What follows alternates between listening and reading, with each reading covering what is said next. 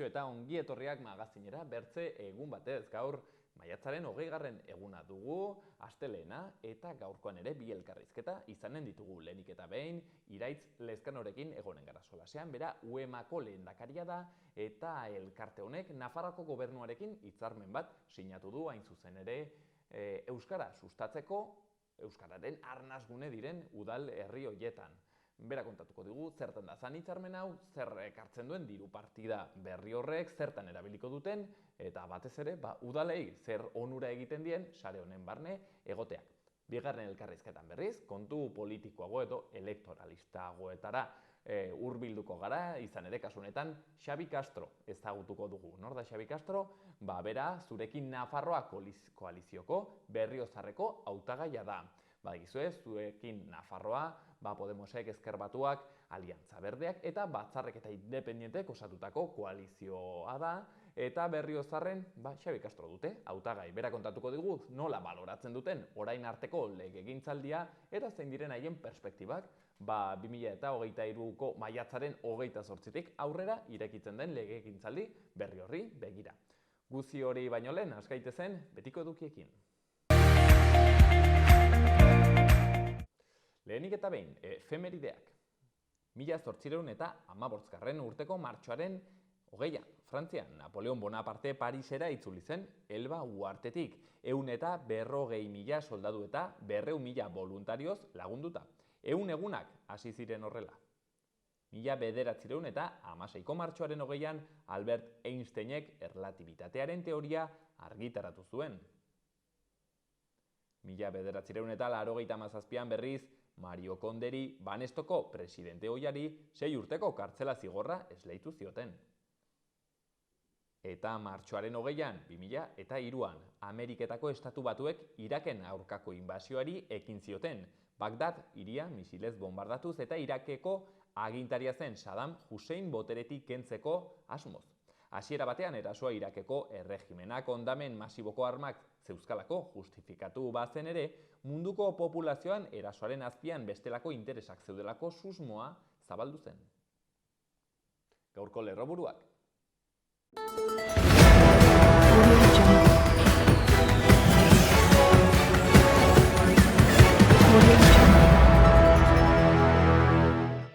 Osasun publikoaren defentsan manifestazio egin dute larunbat honetan Iruñan. Osasunbideko intersindikala osatzen duten LAB, SAE, UGTL eta Komisiones Obrera Sindikatuak eta Nafarroko Osasun Plataformak deitua.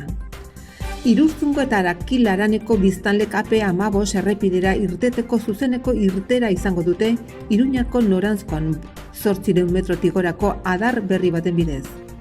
Nafarroak NES funtsetatik jasotako 57 milioi mugiarazi ditu 5.600 etxe bizitzen birgaitze energetikoa sustatzeko. Basque Culinary Centerreko 120 ikaslek Nafarroa bisitatuko dute apirilean, landa garapenaren eskutik kalitatezko tokiko produktuak ezagutzeko. Ollo Kontseilariak Urizpi aizpen gizarte konpromiso eta balioa demokratiko unibertsalen aldeko borrokan nabarmendu ditu. Pantaiak euskaraz ekimenak abestia eta bideoklipa aurkeztu ditu. Asteartean irekiko da Coworkiz udal programaren barruko jolasian ulertzen dugu elkar, aste zainduko kanpamentutan izen emateko epea. Maiatzaren 5an amaituko da zirkulazio zerga borondatez ordaintzeko aurtengo epea eta 10,7 milioi euro emango dizkio Iruñako udalari. Martxoaren 27 bitartean Zibibox sarean poesiaren eta antzerkiaren munduko egunetako efemerideak ospatuko dira. Urte asmentan Baztandarren Biltzar elkarteak antolakuntzaren ardura utziko zuela iragarri ondotik, 26 laguneko taldea bildu da. Ilusio eta gogoa ardatz uztailaren 16an bestaren 60. edizia ospatzeko.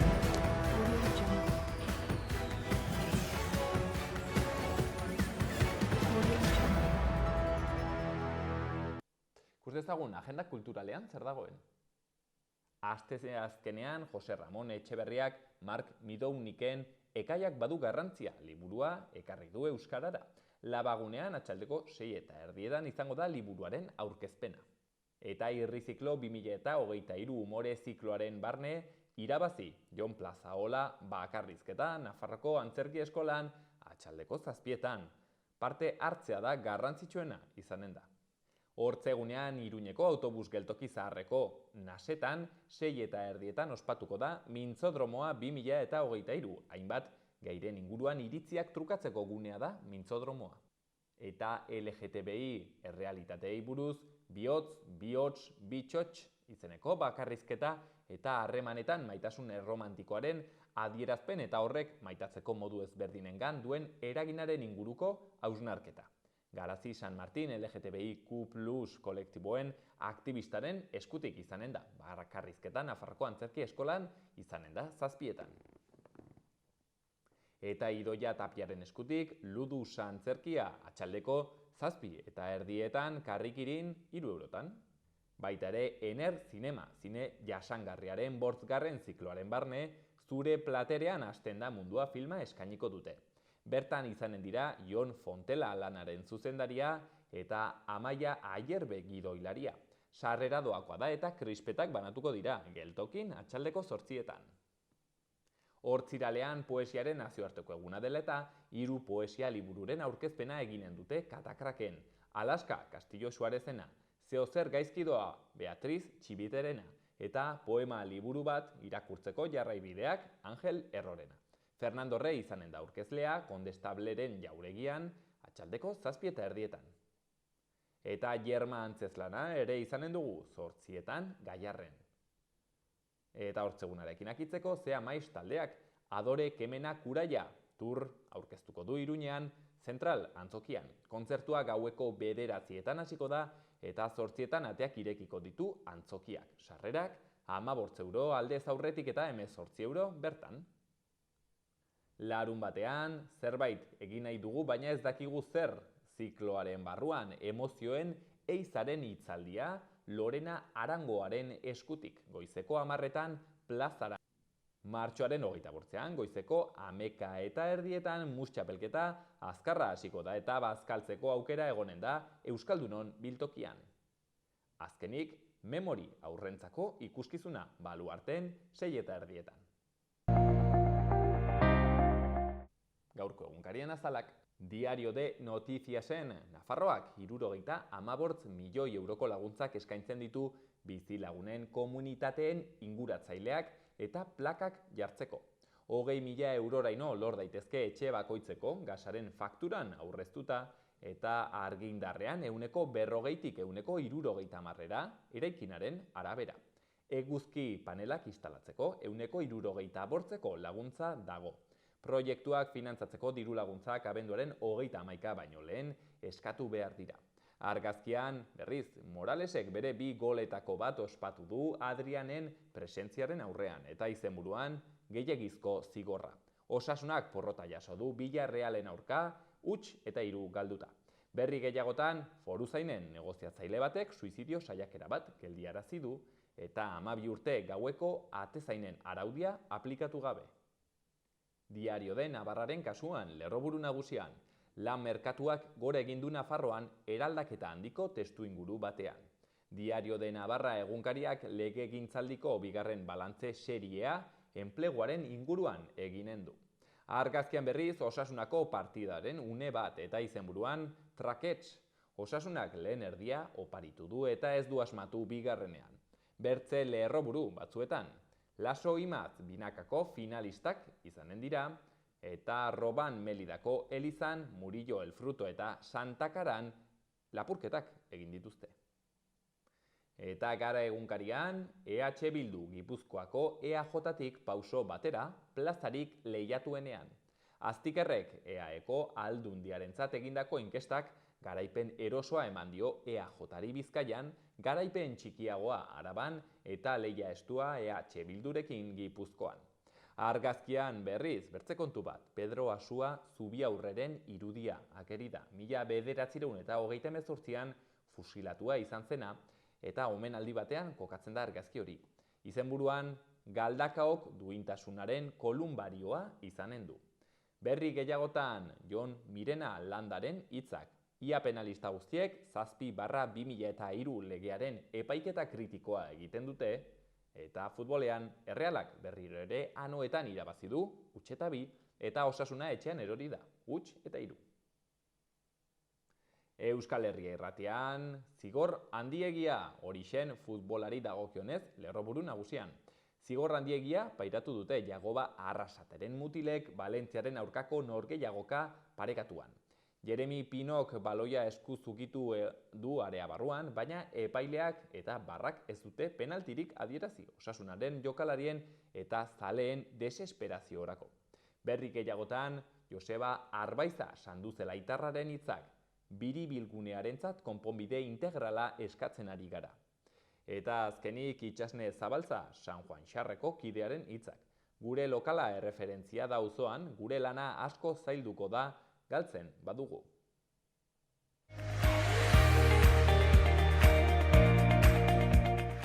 Gaurko eta biharko eguraldia.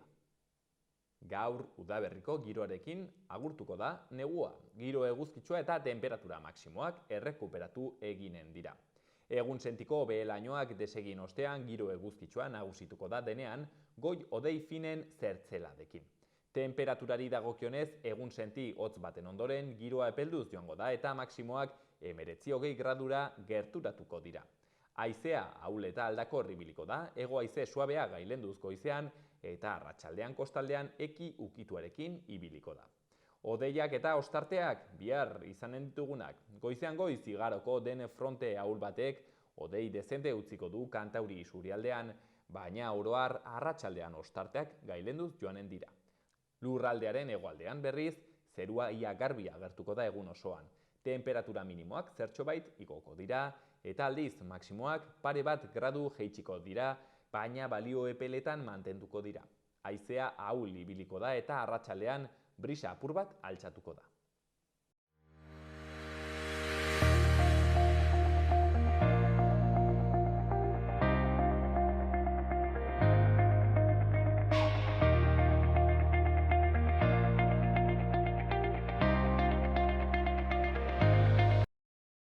Udalerri euskaldunen mankomunitateak, UEMak, badakizu hori herrietara zenbait herrietara sartzen garenean, hor seinale hortan ikusten den entitate horrek, elkarte horrek, zer eta hitzarmen bat sinatu du Nafarroako gobernuarekin, lehen aldiz gainera, euskararen erabilera areagotzeko ekimenak bideratzeko hor ibili ziren Iraitz Lezkano, hain zuzen ere, UEMako lehendakaria, Ana Oio eta, bertze kide batzuk, sinaketa hori egiten, uste dut pasaden aste honetan eta horren berri gehiago jakiteko, erraten genuen moduan UEMako lehendakaria den Iraitz Lezkanorekin egonen gara solasean, hemen behin baino gehiagotan egon dena eta gaur ere plazterrez hartuko duguna astelen honetan, beraz, arratsalde on Iraitz eta mil esker gurean egoteagatik. Bai, arratsalde on eta eskerrak zeuei, zelako plataformak eskaintzeagatik gure moduko erakundei. Iraitz, erraten genuen sinatu duzuela hitzarmen bat, ea gaitzaren bizket laburbiltzeko, zer den sinatu duzuena? Esango genuke Nafarroako gobernuarekin pasaden astean sinatu genuen akordioa, akordio mugarria dela guretzako. Mota honetako akordioak baditugu Eusko Jaurlaritzarekin, Gipuzkoako Foru Aldundiarekin eta Bizkaikoarekin ere bai, eta lehenengoz sinatu dugu era hontako hitzarmen bat Nafarroako gobernuarekin. Ez da uste dugu giltzarri garrantzitsua dela Nafarroan ere poliki udalerri euskaldunek hizkuntza politika aurreratuak eta aurrerakoiak egin ahal izateko, ez? Hitzarmen honen funtsa da Nafarroako gobernuak diruz lagunduko dela UEMako jarduna eta, diru horrekin zer egin edo zer hobetu Nafarroako gure kide dien herrietan hainbat ekimen aurrera ateratzeko aukera emango digu. Ez nik uste aukera hori emango digula edo erraztuko digula hizkuntza politika ausartak Nafarroako UEMako kide dien herrietan aurrera ematea. Finean, Iraitz, hitzarmen honek ekartzen duena da hori, finantziazio kontu bat, hor badago 30.000 euroko zifra bat, Nafarroko gobernuak bideratuko zuena honat. Finean horretaz ari gara solasean, hitzarmen honetan, edo badire bertzelako gauzak ere bai Nafarroko gobernuaren partetik, ez dakit, batzutan, bisibilitatea ematea UEMari eta baina, erraten zenuen moduan, funtsean hori, finantziazioa. Bai, hori da, esango nuke, bestelako partea, orain arte eduki dugun elkarlan horrek ere ekarri dugula. Nafarroako gobernuarekin elkarlan hau ez da berria, hori azpimarratu nahi dut, elkarlanean aspalditxotik ari garela, egin ditugula kanpainak elkarrekin, lagunen ingurukoak eta abar, eta honek ekarri duen berrikuntza hitzarmen honek bai izango litzake finantziazioari lotutako. Finantziazio hori, erraten genuen moduan, kasu honetan euskararen erabilera areagotzeko ekimenak bideratzeko, Iraitz, zer erran nahi du honek? Ze motako ekimenak badituzue buruan?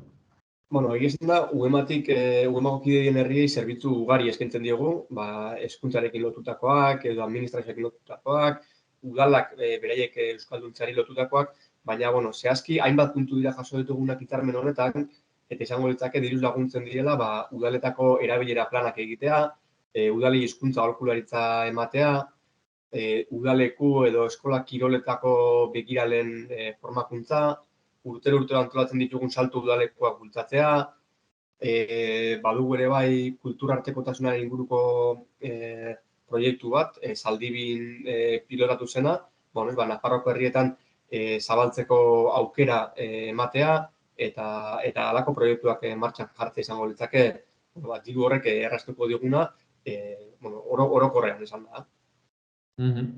Diru hori, pentsatzen dut hori zuen barne kontu bat dela, baina ez dakit gehiago bideratuko den, akaso langileren bat edo kontratatzera, edo gehiago igual ekimenak bultzatzera, proiektutxoak finantziatzera? Pixkat bietatik, ez? UEMan orokorrean saiatzen gara gure teknikariak formatzen eta gure teknikariak izaten halako proiektuak aurrera ateratzen dituenak, baina, baditugu beste proiektu batzuk ere, zati bat gure langile propioekin aurrera ateratzen dena, zati bat azpikontratatzen dena, enpresa espezializatu bat behar delako hainbat gai jorratzeko, eta gero bestetik, esan duzuna, teknikari gehigarri bat edo beste teknikariak kontratatzen aukera bat izan daiteke, kontu izan da gainera, ez, Nafarroan ere poliki udalerri euskaldunen kopurua, UEMako kide diren udalerri euskaldunen kopurua, goraka doala. Erraten genuen lehen aldiz sinatu dela hitzarmen hau, hori, zergatik izan da horrela, ez dakit, orain arte erraten zenuten bai elkarlana egin duzuela, baino olako hitzarmen bat lehen aldiz. Bai, hori da, ez guk Nafarroako gobernuarekin, Euskal Bidearekin, harreman estua daukagu, sarri xamar elkartzen gara, eta elkarren berri izaten dugu, kanpainak ere alkarrekin martxan jarri izan ditugu, baina bai, lehenengo aldi izan da, diruz lagundu edo hain hitzarmen sendo bat sinatzera iritsi garela, ez? Zergatik izan den ez dakit guk azkenean halako hitzarmenak inditugu beste erakunde batzuekin ere, eta Nafarroako gobernuari eskatu genion, mota hontako hitzarmen bat sinatzea, eta lortu dugu. Zergatik izan den edo, hori ez dakit, ez da zer berezirik eskaini dugulako oraingoan edo, baina ez ikuste borondate politiko ere badagola, neurri baten hitzarmen hau ere badela isla, UEMA ze punturaino batetik erakundetzen da bestetik indartzen ari du, eta gaitasun hori nik uste dut aitortu beharrekoa dela, hainbat urtetako lanaren ondoren, erakunde ezberdinekin interlokuzioa eta hitzarmenak ditugu. Zenbat urte ditu UEMak kuriositatez, Iraitz? Oker ez banaiz, 80ean sortu zen, segurazki oker egongo naiz, ni datekin ez banaizola oso abile, 81ean sortu zen, beraz, 32 urte. 81ean sortutakoa. Hitzarmen arregin jarraitzeko, Iraitz, erraten genuen baita ere, berri horretan agertzen da jarraipen batzorde bat ere eginen duzuela, ez? Eta noizbenka elkartuko zaretela, beraz, Nafarroko gobernuarekin, ikusteko, dena ongi doan edo, zertan dagoen kontua, ez? Bai, eta elkarri hartu ditugun konpromiso horrek, betetzen ari garen, nola betetzen ari garen, badakizen motontako gauza, gero justifikazioak ere egin behar direla, ez? Benetan produktu horrek karatu direla, eta zertan ari garen, ez? Elkarren berri izateko, nik uste ezinbesteko dela, negoziamengo balako bilerak egitea, eta elkarren ezagutza hori eukitzea, ez? Hitzarmenak neurri baten hortarako sinatzen dira, ez partetako bati, ez? Lanak utzi eta handik urtebetera edo bira elkarri ikusteko, baizik eta jarraipenak egin, eta benetan elkarlan batek ere hori suposatzen du, ez? Hemen elkartu eta elkarrekin eseri eta gauzak ikusi. Hortxean erraten genuen, diru partida hori beraz, sustatzeko euskararen erabilera oraindik gehiago areagotzeko eta horretarako ekimenak bideratzeko. hitzarmen hori sinatu dutela UEMak eta Nafarroko gobernuak. Bai galdetu nahi nintzun baitere, Iraitz aprobetxatu hemen zaudela, ea zure ustez zergatik den garrantzitsua udalerri euskaldun hauetan ere bai, nolabait ere euskeraren alde egitea, ez? Zeren haunditzetan akaso pentsatzen dugu, aizu, hemen behar dena da, ez? Herri beran euskara irakatsi eta nolabait ere euskara zabaldorrat, baina ez zuek ere erratzen duzu, aizu, kontuz, udalerri euskaldunetan ere bai, nolabait ere jarri behar da fokua eta hor euskara areagotu. Zergatik erango zenuen garrantzitsua dela hor ere bai indarrak jartzea. Bueno, batetik, euskara ez dagoelako egoera baten zinetan borroka batzuk alde batera ut daitezken. Zan nahi dut, batak ez du besteak entzen. Eztabaida sarri izaten dugun kontua da, ez? Zer lehenago edo non jarri indarrak. Nik uste dut euskara ez dagoela indarrak nonbaiten jartzeari usteko. Garrantzitsua da euskaldunak ez diren eremuak euskalduntzea, erabat, baina, arnasgunek eta udalerri euskaldunek nik uste badaukatela funtzio bat hizkuntza hegemonikoa da, hizkuntza puri-purian naturaltasunez transmititzen den toki batzuk bidea da, eta, edozein hizkuntzak behar dituen espazioak direla horiek, ez? Ikusi dugu azkenengo urteetan, udalerri euskaldunak gero eta gehiago direla, hau da, ezagutzak gora egin duenez, udalerri euskaldun gero eta gehiago dago, baina hauetan erabilera gero eta txikiagoa da. Eta datu horrek nahiko kezkatzen gaitu, ez? Eta bestetik, arnasguneak ere gero eta gutxiago dira. Arnasguneak dira bereziki euskaldunak diren eta ezagutzaren erabileren artean alde oso txikia duten udalerri horiek eta gero eta gutxiago dira arnasguneak.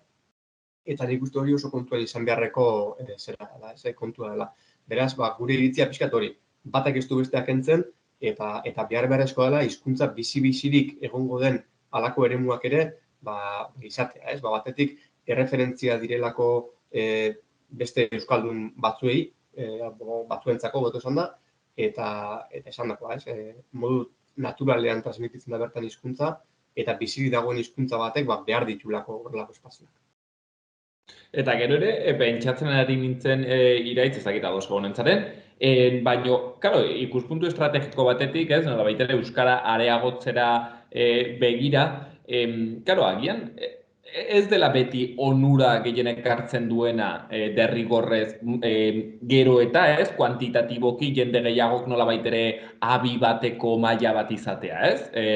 Erraten zuen bezala, ez du batak bertzeak entzen, baina egia da gero pentsatzen duzu, ostra, azkenean, hizkuntza bat bizirik egoteko, segurazki ere behar duena da, adibidez, produkzio literarioa, ez? Ekoizpen literarioa demagun. Eta horretarako, segurazki ere behar duzu, toki batean, euskara, ez, modu, ez dakit, ez, normal batean eta maila handi batean erabiltzea, ez? Orden batzutan, pentsatzen ari nintzen, ez? Como eskema dikotomiko bat egiteko, agian baduela zentzu gehiago, toki batzuetan euskara sustatzea, ez, pila bat, euskara maila handi bat izatea horrekin ekoiztu izan, ez, ekoizpen kultural bat duina euskaraz, eta horrek egiten duela euskara ere bai izatea zentzua duen hizkuntza bat, ez? Ez bakarrik zerbait ikasten duguna hori folkloreagatik, baizik eta izu.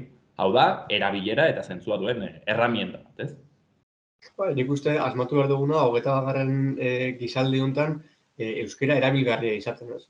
Sarretan aipatu dugu euskara, ez, kontserbazioaz hitz egiten da sarri, eta guretako hori kontserbatzea museoko pieza bat ez da esertarako, ez guk hori ez dugu behar, normalizazioaz ari gara, bizi berritzez ari gara, eta hortarako hizkuntza batek izan behar du erabilgarria bizi den une hortan, ez? Duela urte eta zerbait, pantailen inguruko azterketa bat egin genuen UEMan, eta bertan badatuak oso kezkagarriak ziren, ez? Arnasguneetako eta udalerri euskaldunetako gaztetxoek ere pantailetan kontsumitzen dutenen, ehuneko 100 ez dut esango, baina ehuneko oso portzentai altu bat, euskara ez den beste hizkuntza batzutan kontsumitzen dutelako. Gazteleraz, inglesez, baina baita koreanoz eren horri baten, ez? Eta itxura ematen du, euskarak ez duela balio horretarako, ez? Nik uste bereziki garrantzitsua dela horri buelta ematea, eta erraminta beharrezkoa eta erabilgarria izan dadin, gaur egungo gizarte honetan ere bizi ahal izateko. Eta horretan egiten du lan hain zuzen ere, UEMak, galdetu nahi nizun Iraitz baita ere, orain izan genuen berria duela gutxi, uste dut Nafarroan 2 udalerri berri sartu direla sare honetan, Iraitz, zer suposatuko die udal hauei sare honetan egotea, eta pentsatzen ere bai, akaso entzuten dagoela, bertze udalerri edo udal bateko pertsonaren bat, hor dagoela zalantzetan, haizu, ueman sartu bai ez, zer ekartzen dio nolabait ere, herri bati egotea sare honetan. Bueno, hemen ez dakit jartzen ikusten telefonoa edo email kontaktu bat nahi baldin badute deitu. Lehen aipatzen genuena, ez? UEMak zerbitzu ugari eskaintzen die herriei, itzulpengintzakoak edo hainbat proiektu, ez? Kulturartekotasunarenak, hezkuntzaren ingurukoak, formazioak, udalekuak, udalei, ez dakit, erraminta pila bat eskaintzen die, eta horietako oinarrizko esango genuke dela, udaleko euskera planak UEMak berak egiten dizkela udalei, bertako teknikari eta ordezkari politikoekin elkarlanean, ez? Eta zerbitzu egitez aparte, nik bai azpimarratuko nuke lurgune euskaldun hori, edo udalerri euskaldunen sare guzti hori, zenbat eta handiagoa eta pisu handiago eduki, euskara bizi berritzeko ere erakunde gero eta indartsuago garela, ez? Neurri baten, baduelako UEMak ere erakunde eta zerbitzu eskaintzeaz aparte, pixkat lan hori, ez? Euskara bizi berritze orokor hortan ere, erakunde aktibo bat izatearena.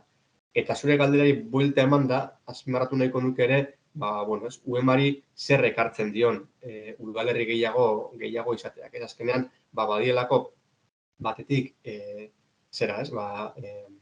Baliabide gehiago, aipatu ditugun politika guzti hauek aurrera eramateko, eta bestetik, oingo lau udalerri hauekin UEMari legealdi honetarako jarri genion helburuetako bat beteko dugulako, eta 101 udalerri izatera iritsiko garelako, ez?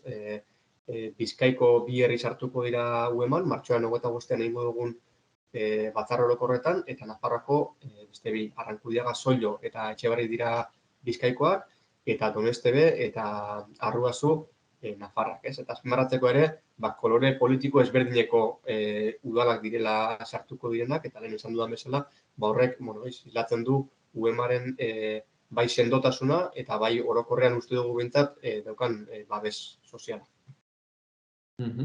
Hortzen berri hori, lau udalerri berri, Euskal Herri Mailan UEMan sartua, Nafarroan 2, Iraitz, por cierto, sartzeko sare honetan, edo zein udal sartu daiteke, edo behar ditu irizpide batzuk bete, hau da, Euskara erabilera minimo batzuk bete eta abarrak?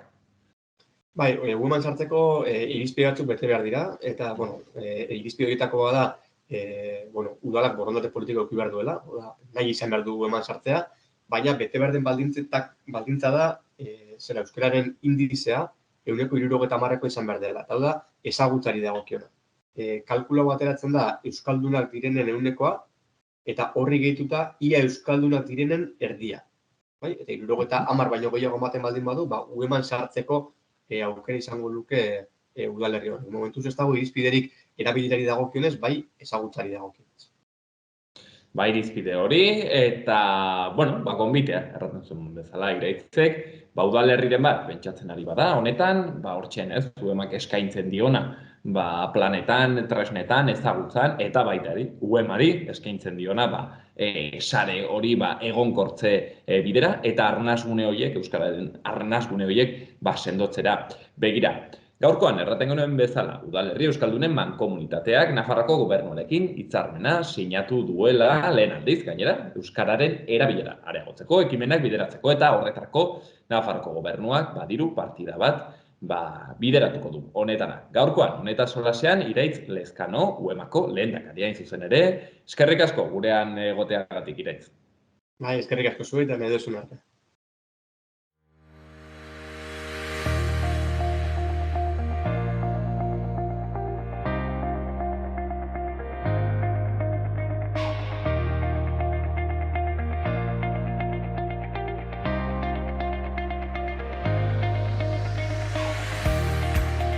Ikus ditzagun Iruñerriko udaletako albisteak.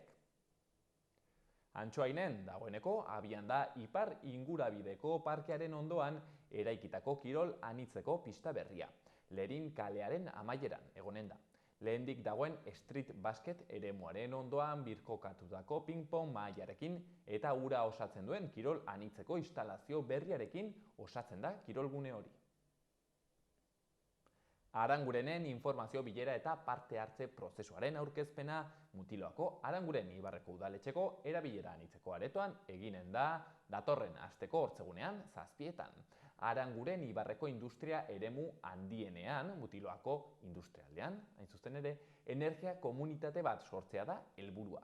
Aranguren Ibarreko industrialdean energia berriztagarria sortzea, modu kolektiboan kontsumitzea eta kudeaketaz arduratuko den erakunde bat sortzea da asmoa. Iruñean, Iruñeko sinfonietak irekiko du larunbat honetan musika sakratuaren jaialdiaren 9. edizioa. Apirilaren 8 arte iraungo duen jaialdiak 7 kontzertu eskainiko ditu Baluarten katedralean eta San Antonio eta Karmeldar Oinutsen elizetan. Eta horretaz gain berri gehiago, maiatzaren 8 amaituko da zirkulazio zerga borondatez ordaintzeko aurtengo epea eta 10,7 milioi euro emango dizkio Iruñeko udalari. Zergak hirian erroldatutako 120.000 ibilgailu eraginen die eta 94.000 ordainagiri igorri dira. Horietatik 178 banku bakoitzeko helbideratuarekin. Eta azkenik astelehen honetan hasiko da depresioa ulertzeko doako udal tailerren izen emateko epea. 65 urtetik gorakoei zuzenduta, Civibox Jus Larrotxan eginen da apirileko 4 asteartetan.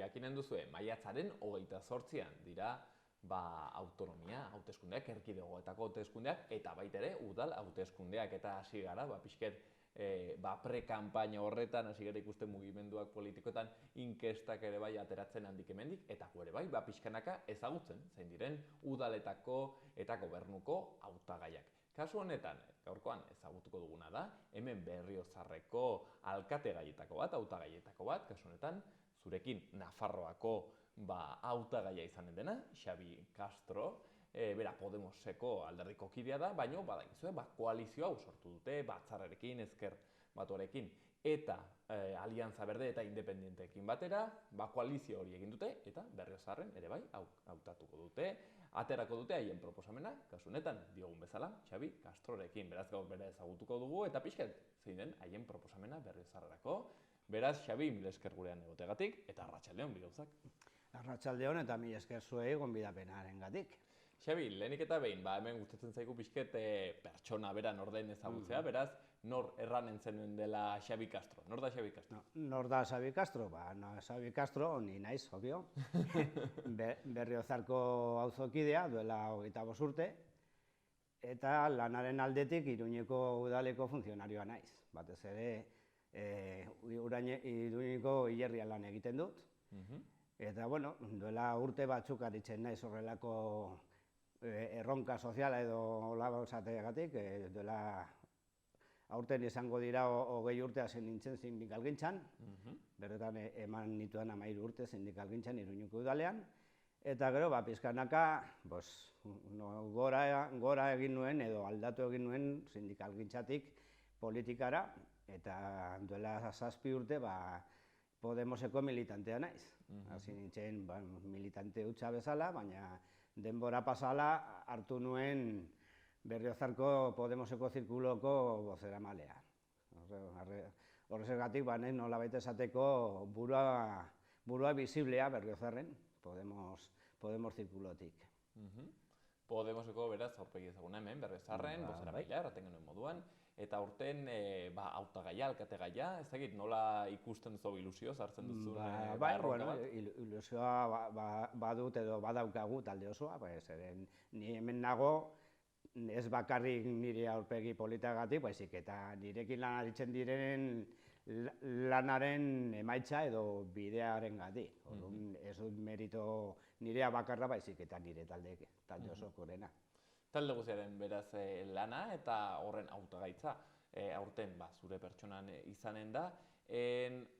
Nola izan da, galdetuko dizut pixkat balorazio txiki bat egiteko, Berriozarreko izan duzuen zinegotzi hori, hautagai bat atera zuten, kasu honetan Unidas Podemosek, eta horri bilizarete lanean, kasu honetan ez zinen egon zu, baizik eta Ezker Batuko kide bat, hortan, baina ez dakit pixkat, Xabi, nola ikusten duzu hor zinegotzi horrekin egin duzuen lana? Egindako lana ongi baloratzen dut, agian gauza gehiago egin nahiko genuke, baina izan diren indarren balantzea izan zen izan dakoa, orduan gure altasunaren neurrian lana egin dugu. Nahiko genuke gauza gehiago egin, baina gauzak diren bezala, eta beti bai guri bai guztioi gelditzen zaigu zerbait interoan gero egiteko, baina horretan gaude. Saiatuko gara hobera joaten eta ahalik eta lan gehien egitea. Kasu honetan, udal gobernuan nolabait ere EH Bilduren kargu egon da, berak eraman du horre erantzukizuna. Ez dakit nola ikusten duzue pixkat ziklo hau, ja gainera uste okerrezpan hau 12 urte bedere hor egon da, alkate honekin. Ez dakit azkeneko legegintzaldi hau pixkat nola baloratzen duzuen, ez dakit zerbaitean akaso ikusten duzuen hobetu zitekeela, nonbaiten akaso akatsak, pixkat balorazio txoa. Badira gauza anitz, nire ustez balorazio orokorrea ongi samarra da, baina gure ikuspuntutik batez ere arlo sozialetan gehiago egin daiteke, eta hori da gure ardatz nagusienetariko arlo soziala, batez ere izan dako, azken indarraldian, oraindik ere 2008ko krisiak bere koletadak ematen zituen, eta gainera etorri ziren krisi berriak. COVID-19ko krisia sortu zen kriston arazoa jende askorentzako, orain berriro krisi ekonomiko berri batean gaudela, tipos de interes eta horrelakoetan sartuta, eguneroko janaria gero eta garestiagoa dago, eta gizarte sozialak, ez bakarrik Berriozarren baizik eta mankomunitate osoan, nahiko ahulduta daude, lanez gainezka, eta alde batetik hori nahiko genuke indartzea gizarte zerbitzuetako baliabideak, bai baliabide materialak, bai pertsonalak, bai diru kopuruak, jendearen bete beharrak asko hobetzeko.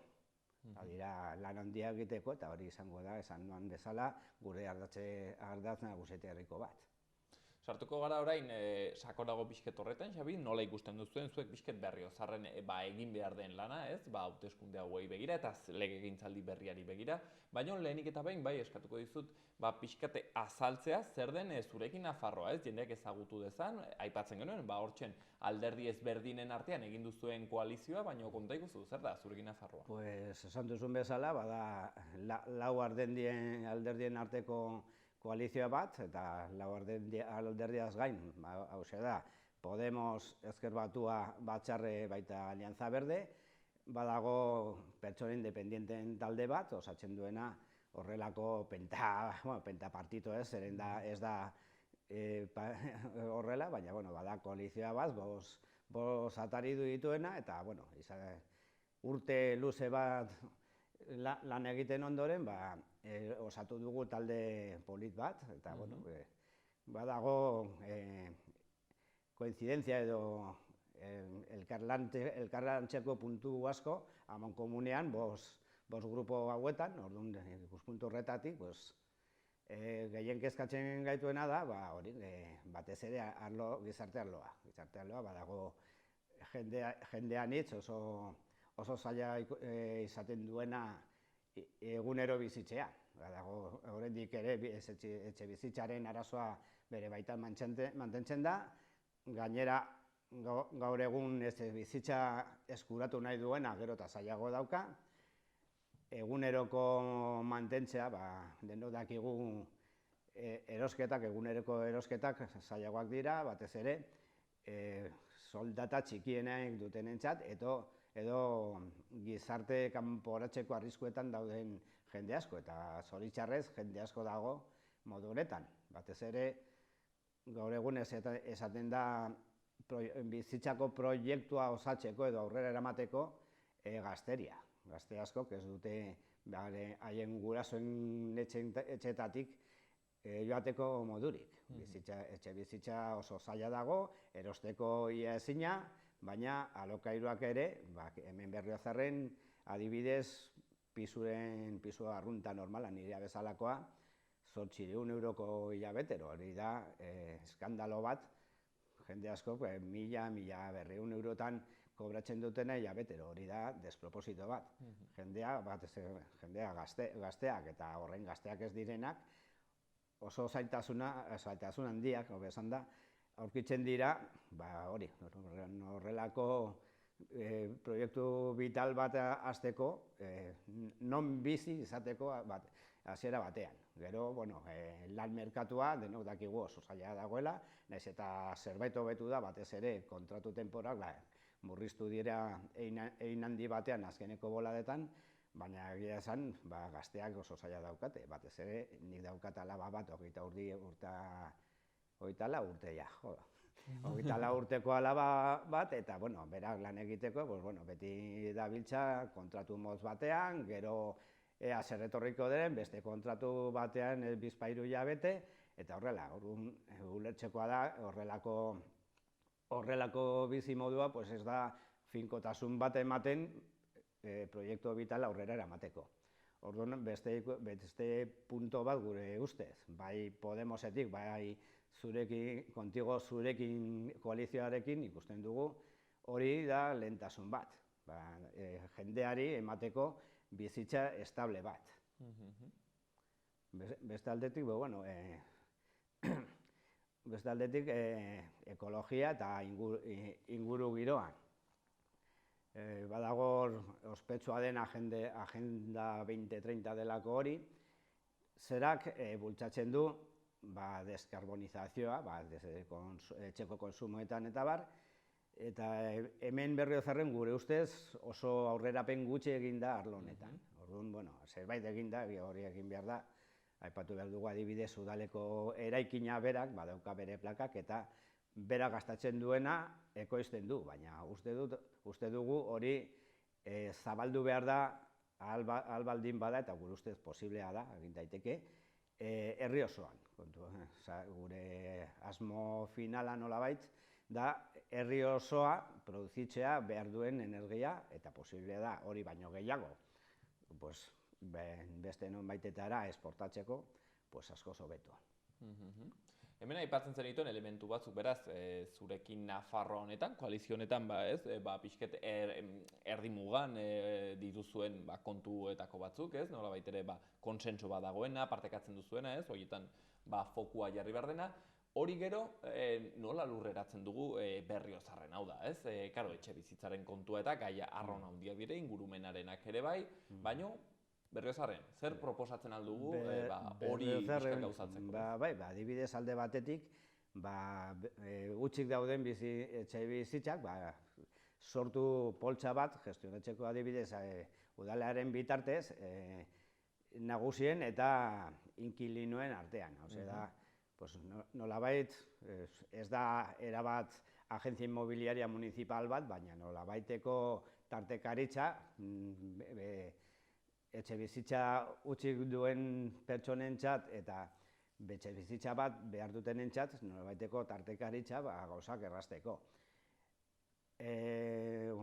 Deskarbonizazioaren aldetik, alde batetik gure asmoa da beti gastu korrentean, udaletan eta gobernuetan, austero izatea, baina austero komilen artean. Hau da, eguneroko gastuak, konturatu behar dugu, ez gastatzea zentzurik gabe egunez egun funtzionatzeko, baina adibidez Berriozarrek badauka dirua inbertitzeko, plaka solaretan jartzeko edo subentzioak egiteko partikularrak egin dezatela. beste aldetik, gure ideien artean, izan daiteke bultzatzea subentzioaren bidez, elektrotresnak, etxeko tresnak berritzeko jendeak inbertitu dezan elektrogailuak efizienteagoak. Bakizu gaur egun sartzen diren elektrogailuak badute etiketa bat, efizientzia energetikoa, D, C, B, A, bikoitza eta bar. Horren asmoa da jendeak ahalik eta gehien erabiltzeko tresna efizienteenak.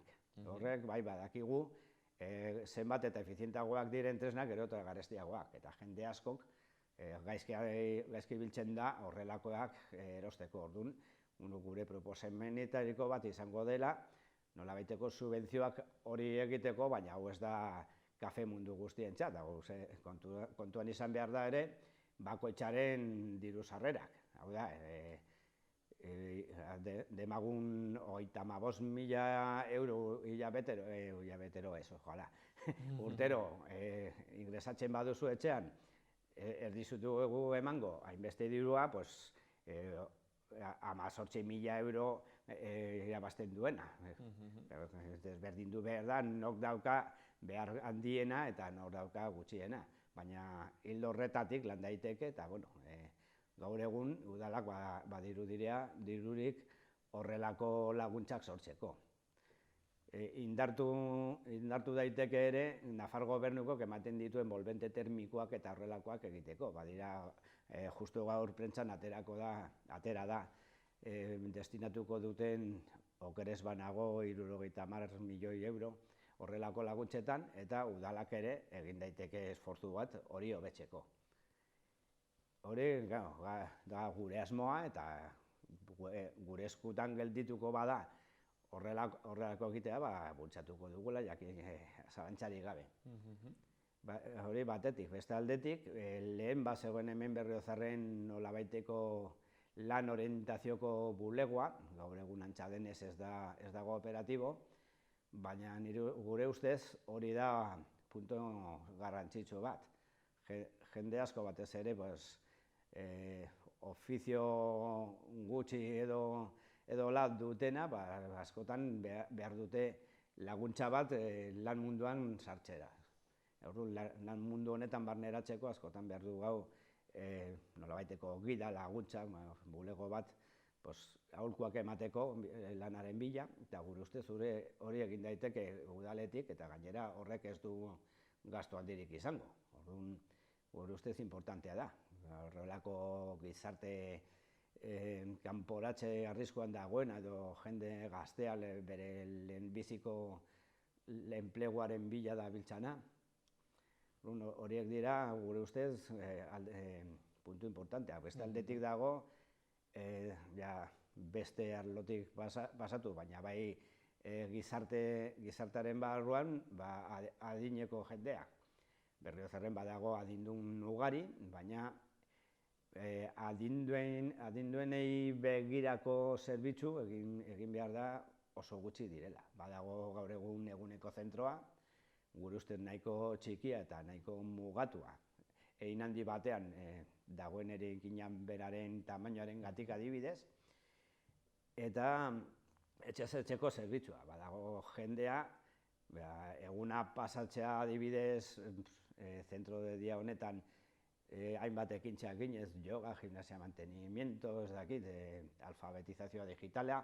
Hortaz gain, badira batzuk edo asko, bere etxeko lanak laguntza behar dutena. Badago jende mugimendu oso limitatua dutena, eta adibidez bere etxean garbi mantentzeko edo janaria prestatzeko lana beharko dutena, eta gaur egun etxeko zerbitzua nahiko ahul dago. Proposatuko zen, beraz, Xabi, ez dakit, zaharretxe hori, eguneko espazio hori handitzea, ez dakit, zaharretxe berri bat ere behar zalduen Berriozarrek? Gure ustez bai, edo eraikin bera handitzea, hori oso baita, zeren egina dagoenaz, herriaren erdian, orduan, eraikin bera handitzea nahiko zaila izan litekene, baina gaur egun, probestu daiteke, eraikin gabe dauden lurzoru badago zetxo bai, non erabil daiteke hori hobetzeko, agian eraikin berri bat, modernoago eta instalazio gehiago, jende gehiago atenditzeko. Eta adibidez, Xabier, bertze kontu bat ateratzeagatik, ez dakit azpiegituretan, ez, nola bitere bizket urbanismoan pentsatzen ari zareten zerbait, nire impresioa, kanpotik etorrita, bueno, Berriozarrek ez, baitu kale handitz, kotxe handitz, ez, errepide asko, ez dakit proposatzen alden zerbait adibidez peatonalizatzea, holako zerbait baloratzen duzuen? Bai, baloratzen dugu peatonalizazioa, bueno, ez osokoa, zeren azken finean kotxeak beharrezkoak dira jendearentzat, eta mugitu behar dute kotxeak, baina nolabait aldatu kaleak, batez ere txikienak eta bar, oinezkoentzei begira. Hau da, gaur ia hiri guztietan lehentasuna ematen zaio oinezkoei, eta ibilgaiak motelagoak eta toki zehatzagoak joateko, eta oinezkoek arriskurik gabe eta lasaitasun oso zibila ahal izateko. Bestaldetik urbanismoaren asmotan, gure puntu pare bat dago oso garrantzitsuak direnak, zailak ere bai, baina zeren ez daude bakarrik udalaren eskuetan, baizik eta Nafar gobernuko eta lehen Renfe zegoena gaur egun Adif edo Euskalo, betiko kontua hemengo pasoa nivel delako hori, justo nire etxe parean dagoena, hortxe dago ferrokarrilbia bat, aspalditik entzuten dugun kenduko dutela, baina hori inoiz ez da materializatu. Geuk ere, tematuko gara hori kentzean, eta hemengo kuartela, badakigu ejertzitoak hemen dauka kuartela gaur egun sobredimensionatua, oso soldadu kopuru txikia dagoen kuartel honetan, eta kuartelak berak baldintzatzen du Berriozarko urbanismoan jorratzea bere iparralde aldetik. Orduan, lortuko bagenuke kuartel hori desagertzea, hor dago tokia, hor dago solar handi bat, non eraiki daiteke bizitza sostenible edo. Jakina, horrelako proiektua abian jartzeko, baldintza nagusietariko izango zen, hori jasangarritasuna. Hau da, ahalik eta gutxien kontsumitzea elektrizitatea eta gaza eta horrelako zerbitzuak. Eta hemen dugu, ez dago urbanismo berez baizik eta ekologiaren atletik, zaborrak. Zaborrak, mankomunitateak dauka bere kontenedoreak desberdinak, urdina, loria eta bar, baina jendeak ez da kontzientziatu organikoaz aparte, bestea ere banatu behar direla, kristala, kartoia eta bar, bere tokian. Hemen Berriozarren zoritxarrez, badagoela ohitura handia dena resto, poltsa handi batean, dena resto, eta resto, eta horrek badu bere aztarna ekologiko handia. Orduan, kontzientziatu behar da jendea. Printzipioz, hauxe da nolabait esateko norberaren beharrak, baina, hasi behar dugu ez izuna jarri nori izango zen azken pausua, ez gara poliziak. Orduan, edukazioa behar da jendeak onar dezan zaborra etxean banandu behar direla eta bakoitzak bere tokian jartzeko, eta hori izango da hor buruan batez ere nire taldeko batzuk ematen didatela barra konzeptu hori. Edukatu behar dela, azitu behar dela jendea zaborra ondo bereiztu ahalik eta aztarna gehiago ustea gero ekologian. Ez dakit baloratu duzuen horren aritik momenturen batean adibidez zaborra biltzeko bertze ereduren bat aurrera eramatea, badakigu atezatekoa izan zenez, ezaguna EAEn batez ere, Nafarroan ere toki batzuetan jarri dute, ez dakit antzeko zerbait baloratu duzuen? Bai, baloratu behar dugu, baino gehiagotan hitz egin dugu horretaz, baina egin behar dugu ez dugula eredu zehatz bat, baina hori denbora hola, hartu beharko dugula modelu bat proposatzeko jateko, gure ustez oso modelo ona izan daiteke, etxez etxeko zaborra bilketa, baina jakina, ezin dugu esan, venga, mendik biharko etxezetxeko zerbitzua, hori planifikazio serio egin behar da lehenago, baina bai, da gure kontzeptuen barruan dagoen zerbait.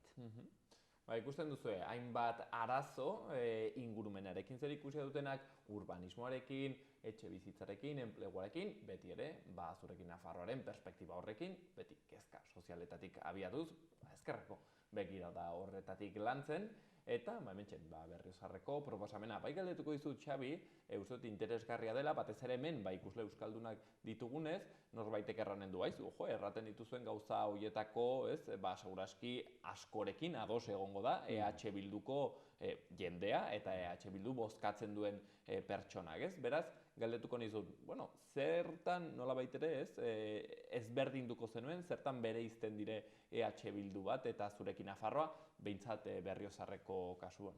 Bueno, bai, bada bere mamia, zeren aipatzen duzunez bezala, jende asko pentsatuko duke, geure asmoa, geure programa eta EH Bilduroen nahiko antzekoa dela. Eta, onartu behar dut, hainbat gauzetan koinzidentzia handia dagoela, baina, azken bolada hontan adibidez, zaborroaren arloan ez dugu lorpen bat sikiera lortu. Saiatu gara, gutxienez, orain aipatu dugun zaborraren banaketarekin, saiatu gara gutxienez informazio gehiago ematea, kanpaina informatiboak eta lortzen eta ezin izan dugu. EH Bilduren gandik desberdintzen gaituen puntu nagusietariko bat izango da, eraikuntza nazionala. Gure ustez, Euskal Herria bere baitan herri independiente bezala, guretzat ez da lehentasun bat. Batez ere, Podemosetik ez dugu ikusten nazionalitateak ez Euskal Herrikoa, ez espainola. Gure nazioa nolabait esateko gizartea da. Orduan, abiatzen dugu gure aleginak arlo soziala. Guretzat pertsona guztiak berdinak dira, eta ez da prioritario Euskal Herriak eraikitzea edo Nafarroa independiente edo horrelako diskursoak ez dugu gaitzesten, baina ez dago gure baitan lehentasuna bezala. Baina, beste aldetik, bai izan dugu koinzidentzia ugari, eta azkeneko indarraldia izan dugu nolabait alderdi bisagra nolabait esateko, zeren, hemen Berriozarren politika interesa duena badaki, 17 zinigotzea direla, 8 dira EH Bildurenak, beste 8 PSN eta orain arte Navarra Suma, hemendik aurrera ez dakit nola banduko diren, eta hor kolokan gelditzen dena justu erdian, majoria bat egiteko izan gara Unidos Podemos. Eta Unidos Podemosetik beti presegon egon izan gara nolabaiteko ekilibrioa lortzeko. Horrek zer esan nahi du, nolabait galdu behar izan dugu, nahi genukeen gauzak estabilitatearen aldetik. Baina, EH Bildu, gure ustez, lan ongi samarra egin du, baina guk gehiago nahi dugu hainbat arlotan, batez ere, ekologia eta arlo sozialetan. Arlo sozialetan eta ekologia nahi batzen zuen. Xabik, beraz, hor fokua jartzea, nolabait ere hor indar gehiago bideratzea proposatzen dute, mendik. Zurekin Nafarroa aurkezten da, aurten Nafarroko gobernuko hauteskundetara, eta baita ere udal hauteskundetara, eta hemen gaurkoan ezagutu dugu, Berriozarreko udalerako duten hautagaia, Xabi Castro, gurean egon dena, Podemoseko kidea, baino aurten koalizio. Horretan, txalupa horretan nolabait ere aurkeztuko zarete. Hortxe gaude, bostak batera arraunean, eta lortzen dugun nobetxera. Hortxe, Xabi, eskerrik asko, eta, ea gertatzen den maiatzaren 28an. Ikusiko da, maiatzaren 29etarako jakinen dugu zer lortu dugun eta jendeak guregan sinesten duen, nik espero dut baietz. Xabi Castro, eskerrik asko. Zuri gonbidatzeagatik.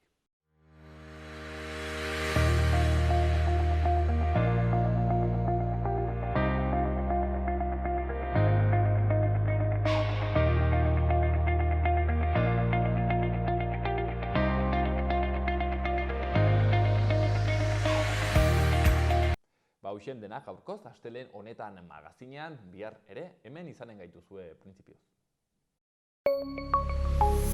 Gobierno de Navarra. Nafarroako gobernua.